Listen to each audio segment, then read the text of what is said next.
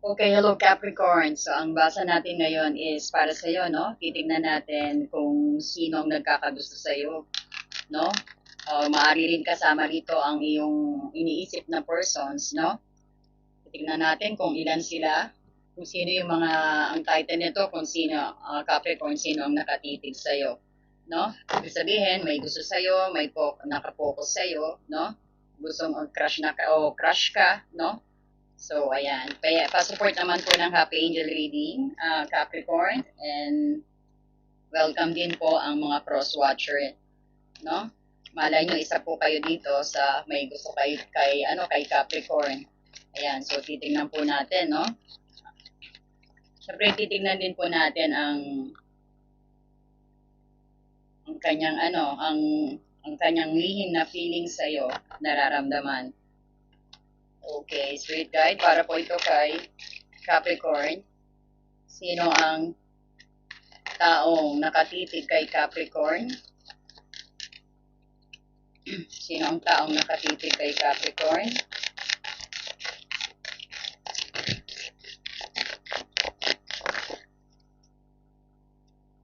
Dalawa. Sino ang taong nakatitig kay Capricorn?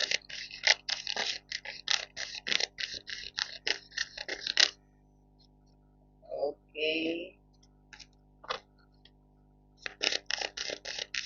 So, ano po ang feeling ng persons na to?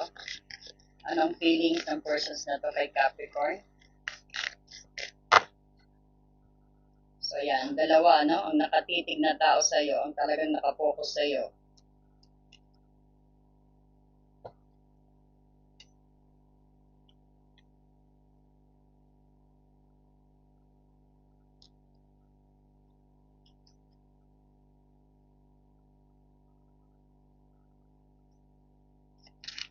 Ano naman po ang lihim na feelings nila kay Capricorn?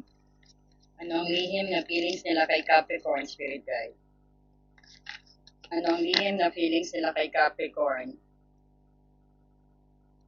Tatlo ang bumagsak sa'yo, so we'll accept that, no? Ang feelings nila sa'yo is may 5 of Swords, merong 8 of Swords, and the Star.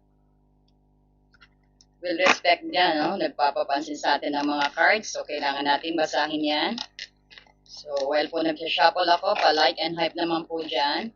Ano naman ang nag-trigger sa kanila? Anong nag-trigger sa kanila? Nakita ko dalawa yung active dito, no? Pero, hindi lang naman siguro sila dalawa, pero siya yung parang talagang magkakaroon ka siguro ng hint dito. Ano po ang nag-trigger sa pagmamasid kay Capricorn? Dalawa-dalawa, ha? Wow. So, nag-trigger is 5 of Wands and the 3 of Wands. So, titignan din natin ang aksyon. Tingnan natin ang aksyon nila. Kakaiba naman to, no? Tingnan natin ang aksyon nila, Spirit Guide. Ang kanilang aksyon. Ang aksyon. Action kay Capricorn, Spirit Guide. Ano pong action kay Capricorn?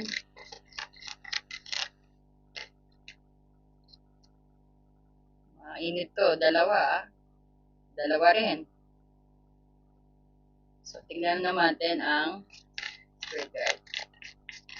Ang advice sa'yo ng tarot. Advice ng tarot, Spirit Guide. Advice mo kay Capricorn. Advice kay Capricorn. Ayun. 9 of Swords, no? So, parang mukhang mahirap na explanation to, ha? So, kukuha rin tayo ng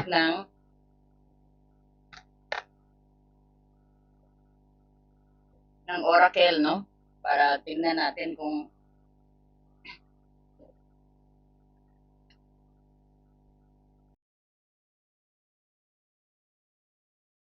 okay, para po kay tayong oracle para mas lalo natin maintindihan kung anong gusto iparating din ng persons na to, no? At kung anong mensahe at kung ano yung kung lalo ka maliwanagan kung sino sila, no? At i-comment nyo po kung sino sila, kung nahulaan nyo na o hindi pa kayo aware sa taong ito. Tingnan natin. Hand of Cards.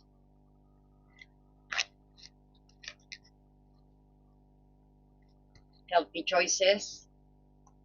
Isa pa po. Para kay Capricorn.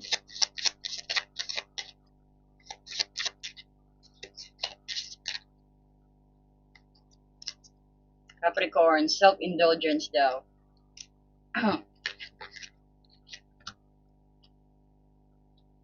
So, wait lang po. Tignan natin. Guarded siya, no? Nakita natin at saka fire sign to. There might be you might be aware of any fire sign, no? Papapala po tayo ng Romance Angel.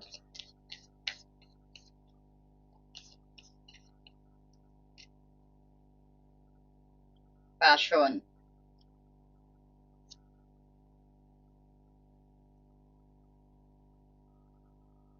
Okay. So, dahil may dalawa tayong nakikitang rito na, may dalawang taong nakatitig sa'yo, no? Magkaibang card nito, no? Sa una, at mapapansin mo, napakarami mong wands at saka swords. Energy na ibinunyag ang card mo dito. Mga kwentong ng pagmamasid sa buhay mo ngayon. Swords at action, pag-isip at actions, no? Napakarami. Ang major arcana mo is 1 star. Star lang, isa lang major arcana. So, tingnan natin para maunawaan mo sino ang nag-iisip sa'yo ngayon dito. Baka maaari din panandalian lang din to kasi andito ang Knight of Wands, no? Pero ngayon talaga siguro bago mo kakilala rin ito, no?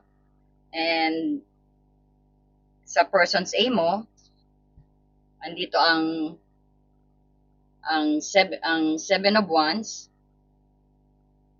Kumbaga, ito yung sabihin natin, guarded, very protected, no? Could be Aries, Leo, Sagittarius, at saka Earth sign energy, Taurus, Capricorn, Virgo. Kumbaga, isang napaka-guarded, may mga nakaraang sugat at trauma din. Kumbaga, ito rin yung matagal na rin siyang nag-iintay sa'yo at napapagod na, malapit na mapagod. Pero andyan pa rin siya, kumbaga, andyan pa rin si Seven of Swords na willing mag-protect sa'yo. Baka ito yung sigurong nagtapat na sa'yo na hindi mo, parang hindi kaya binasted mo. Hindi ko alam din, no? Pero kung parang medyo ipaglalaban ka niya, very defensive, a little bit defensive, at sabihin natin na pwede niyang kaya kang ipaglaban din ito. O may ginagard siya dahil takot siyang ma-reject. Maaring ganyan ang energy ng ng person's A.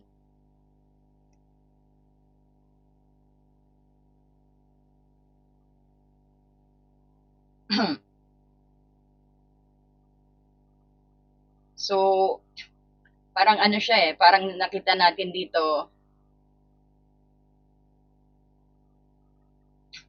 poprotektahan niya yung siguro may pinagsamahan na rin kayo tapos medyo nag-silent kayo. It could be your ex din to. No? Sabihin din natin na isang taong napaka-competitive, medyo matigas ang ulo, at sabihin din natin, pero may paninindigan. Kumbaga, pakiramdam niya yung parang ipaglalaban niya yung pwesto niya sa buhay mo, no? Laban sa lahat ng kakompetensya niya. So kung halimbawa yung ex mo yung parang kakilala mong ayaw patalo rin, no? Parang ayaw niya patalo rin sa parang hindi siya magpapatalo din. Yeah, defensive nga. Kahit marami kang kahit marami kang suitors o busy ka sa buhay mo, parang nandiyan pa rin siya sa itaas. Kumbaga, ipaglalaban ka at ipagtatanggol ka pa rin niya, no? Parang nararamdaman niya sa'yo na worth of fighting ka rin. At ayaw pa rin niyan, hindi siya susuko din sa'yo kung binasted mo na to, no? No, kung makikita mo ang unang nakatitig sa'yo, na may gusto sa'yo, is the Seven of Wands na parang sabihin natin na very naka-defensive stance ang peg. At syempre, kahit ang daming nakapila sa'yo, naninindigan pa rin siya sa itaas ng kanyang mga hawak ng kanyang sandata, no? Handa siyang lumaban. Kumbaga, sasabihin nito, akin lang niyang si Capricorn, wala makakakuha diyan, no? Akin lang si Capricorn, kakayanin ko ang lahat ng kompetisyon, no? Lalabanan ko kayo, yan ang sabi ng person say mo. Masyadong matigas din ang ulo, ayaw din talagang sumuko, no? So, kung makikita mo, ang person's B mo naman, nandito is the Knight of Wands, siguradong fire sign, at ito yung parang sabihin natin, mabilis at very passionate, at papol siya, papol, no? Aries Leo Sagittarius, isang taong napaka-charming. Hindi ko man sinasabi, this might be, no, pero maybe na siguro nasa chart din ng mga persons nyo ang fire sign energy, ang Aries Leo Sagittarius, no? O any sign din po. Pero ito yung energy, no? Isang taong napaka-charming, impulsive, at mabilis din kumilos, at puno ng passion, no? Very passionable. Very passionate. Kagaya ng sinasabi ng passion dito. So, kung makikita mo, ito yung taong bigla-biglang nagre-reply sa post mo siguro na may kasamang pag-flirt o pa-cute na comment. Pero minsan, ito yung bigla ring nawawala, no? Kapag natakot sa commitment, no? Ang Knight of Wands. Bigla rin siyang mawawala. O baka mamaya, ito yung tipong pag nabunda. Hindi ko naman sinasabing lahat. Pero parang ang tipo nito, yung parang pag nag-ask ka na ng commitment, biglang aalis, biglang i-ghost ka, biglang magsa-silent. O pag sabihin natin, baka may tendency rin na pag nabuntisan ka, alis takbo na siya. Ingat-ingat din dito, no? Sa sa person's binato. Kumbaga, ito yung itong pangalawang nakatitig sa iyo si Knight of Wands. Pasok ang fire sign energy dito, nakatitig sa iyo habang nakasakay sa wands niya, no, sa bamboo stick niya rito.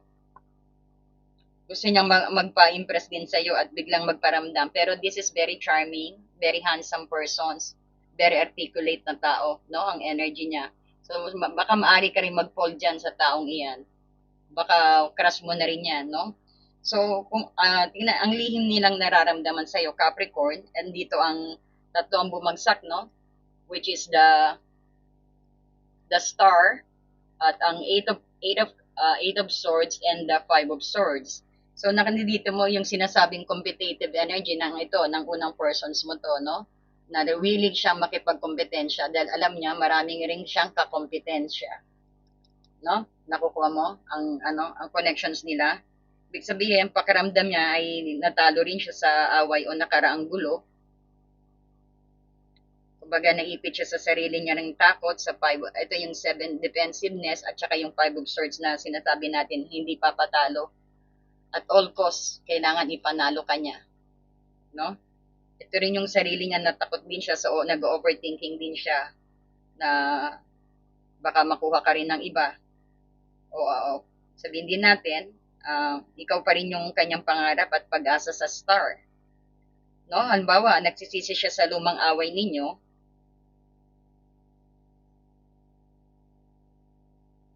pakiramdam niya parang nakatali siya sa kamay at pikit ang mata niya kagaya ng ano dito, ng itong swords na to. Itong 8 of swords.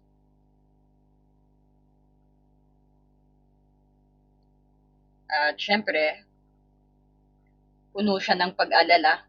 No? May kasamang pag-aalala dyan. May kasamang pag-aalala dyan. Eh.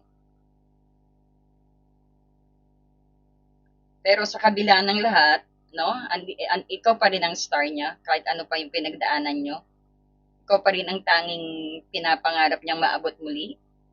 No? Actually, gulong-gulo rin ang gulong-gulong isip niya rito sa kanyang lihim na nararamdaman sa iyo. Gulong-gulong isip niya, pakiramdam niya natalo siya sa away ninyo or sabihin natin pwede rin ito yung ikinulong niya yung sarili niya sa sariling pag-overthink din. Pero kapag tumitingin siya sa iyo, ikaw pa rin ang kanyang star at ang kanyang Miss or Mr. Universe ng buhay niya, no? Because you got the star here. Yan. So, kung makikita mo rin dito, ang nag-trigger, kung bakit ang dahilan ng kanyang pagmamasid is ang Five of Wands at ang Three of Wands, no? So, itong dalawang to, nakikita niyang marami kang kompetisyon o pinagkakaabalahan din. Five of Wands din. Ito pala. Ito rin, no? Five of Wands plus Seven of Wands. So, marami kang pinag-aabalahan, marami din talagang nakikita niyang marami nag-trigger, nakikita niya maraming nakapaligid sa'yo. Kaya ang ang feeling niya talagang kailangan niyang win at all cost siya. Kahit anong gawin niya, dapat mapanalo ka. Wow naman, no? Sana, I hope all. So, Five of Wands dito, nakita niya maraming kakompetisyon. Pero ikaw, habang naman ikaw, parang ano lang, nakatanaw ka lang na maganda sa hinaharap dito sa Three of Wands. So, halimbawa, no, na-trigger siya dahil nakita niyang marami kang suitors or sabihin natin, busy ka sa karir mo at nakita niyang naglalakbay ka siguro na patungo sa mas magandang buhay, no, parang nang wala siya, na parang nakikita niya rito na parang hindi mo siya kailangan, no? Kaya yan ang nag-trigger sa kanya. Halimbawa, na-trigger niya sa Five of Wands dito, nakikita niya ang dami mong inaasikaso din at marami ring nakikipagkompetensya sa iyo. Samantalang ikaw naman, sa Three of Wands, nakatanaw ka lang na malayo na handa ka ring maglayag, no? Na willing ka rin mag-let go. O sige, pakipot ka pa, iiwan na kita, parang gano'n, mahuhuli ka sa ano, parang mahuhuli ka. Ibig sabihin, bilisan mo na. O kaya kumbaga dito is, pahele-hele ka pa, o sige, pag hindi na kita pinansin, mag-antay ka na lang uli ng next time. Parang gano'n ang sinasabi mo rito, no? Response mo rito. Pero ang nakikita natin dito, no? Talagang nakikita na nag-trigger na marami ka rin manliligaw, suitors, parang dyan siya kaya kailangan niya ring magmasid din sa iyo, no? So kung makikita mo ang balak niyang gawin at action sa iyo is ang Two of Swords at ang Five of Pentacles. Ayan. So dalawang lumabas sa actions. Sa ibig sabihin nito, ang action niya sa iyo is parang nahihirapan siyang pumili dahil sa Two of Swords dito, no, kumbaga dahil sa takot na syempre baka maiwan baka maiwan mo din siya baka iwan mo siya sa in a cold place, no? So medyo action niya, medyo sariling action niya, medyo may pagkaano siya, kulang siya ng self confidence dito, ina-isolate niya ang sarili niya sa ano sa ibang tao. Kumbaga gusto niyang gumawa ng action sa iyo, pero naipit siya sa dalawang pag-iisip niya rito, no? Tama ba? Kakausapin ko ba to o baka iiwan lang niya lang ako sa lamig dahil the Five of Pentacles is here, no?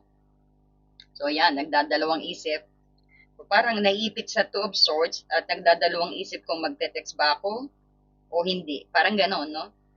Takot na takot siyang mag Five of Pentacles dito o sa Five of Pentacles kung maiwan siya sa labas kung maiwan siya sa labas o baka isang tabi mo lang siya. Kasi nakikita ka niya rito, parang okay lang sa'yo no? Na maski wala siya, hindi mo siya kailangan sa buhay mo. Parang dead mom mo lang siya. Parang dead mom mo lang tong dalawa, hindi mo pinapansin, no, Capricorn? Parang ganon. So parang andito yung takot siya na baka hindi mo pansinin. Takot din of rejection, sabihin natin, no? O baka naman talagang iniisnab mo rin, na hindi mo talaga siya pansin.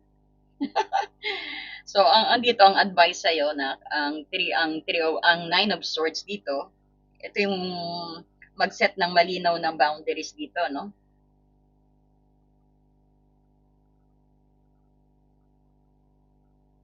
Ibig sabihin din na wait lang po.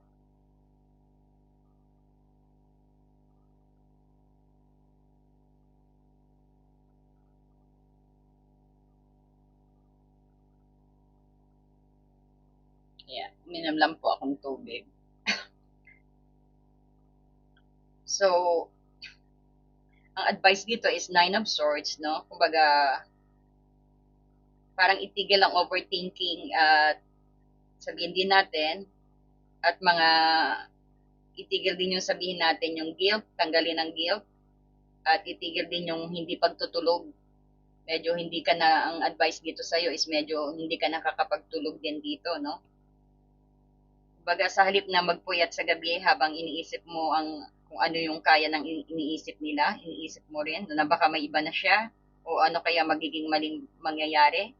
No, parang umiwa ka sa sarili mo ng bangungot dito, no? So, kadalasan ang mga kinakatakutan mo ay hindi man mangyayari sa totoong buhay.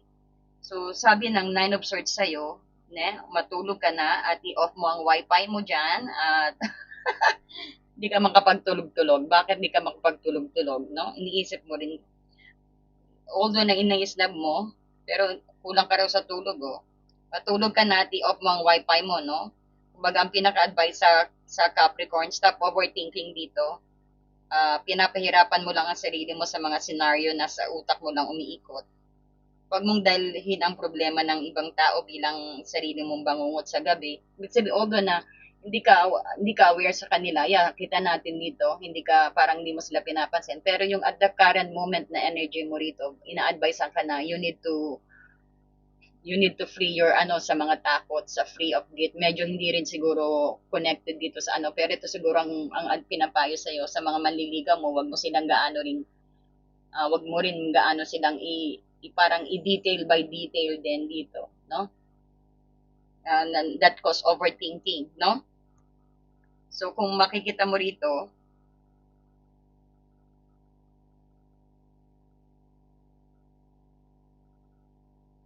wag basta ang pinakaano dito, itigil ang overthinking mo at yung mga invented scenario sa utak mo, no? Itigil yan. So, ang pinaka mo rito yung pinaka natin dito, i-relate natin dito sa hand of the card.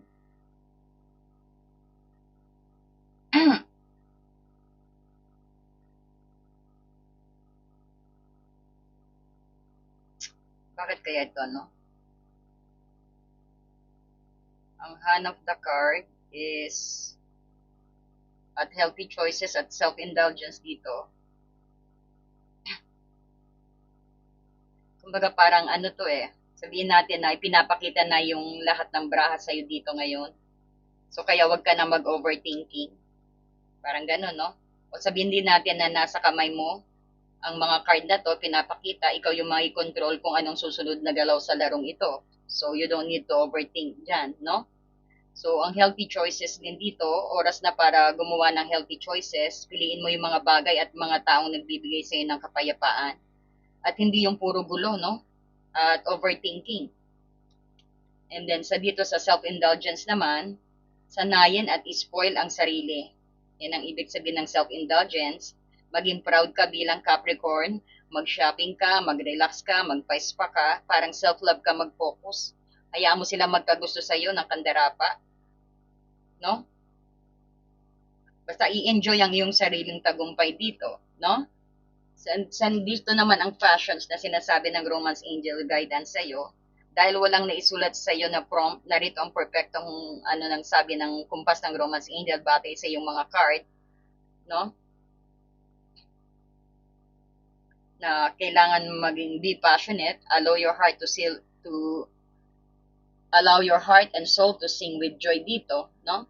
Para syempre makita natin dito na meron din very passionate na nagkakagusto sa iyo. Pero wag mong masyadong i-overthink, wag mong masyadong seryosohin dahil ito bigla ring aalis at bigla ring mawawala, no? So, sa taong ding na nagkakagusto sa'yo, make sure na ang taong nagkakagusto, make sure na mag-i-enjoy ka rin, hindi lang sila, no? Ayan ang nakikita ko. So, sana nagustuhan mong ating reading, no? At sana alamin mo maigi ang iyong worth at matulog, no? Dahil parang nakita natin dito, medyo sleepless night ka, no? Medyo hindi ka makapagtulog-tulog. O siguro namimili ka na, aware ka na rito, namimili ka rin siguro kung sino maraming nanliligaw sa'yo. O sabihin natin, busy ka rin sa work mo. No? So, make sure na have enough and plenty of sleep din ang pinaka-advice sa'yo. So sana nagkaroon ka ng dito, no, ng na-enlight ka sa ating pagbasa ngayon sa iyo, Capricorn. Thank you so much and God bless you. Paki-like and hype na rin po. Pag bago ka po sa ating channel, make sure po na i-hit na rin po ang notifications bell kasi nagla-live po tayo minsan, no? And good luck sa iyo, Capricorn. I love you and God bless you. Dear friend, have you ever felt so stuck, hurt, or hopeless that you knew something had to change, but you didn't know how things would work out? A time when you could have really used more insight and guidance, or at least a new way to nurture yourself and bring a little more peace. We all struggle with our own issues, self-defeating patterns, and conditioning, all of which color our views of ourselves and the world, whether we're aware of it or not. Add in the chaos of modern life, and it makes sense that you might not know what to do, where to turn, or even what's holding you back. But what if you had a tool that could help you not only relieve stress and anxiety, but also help you focus on self-care and get clear on what blocks your way to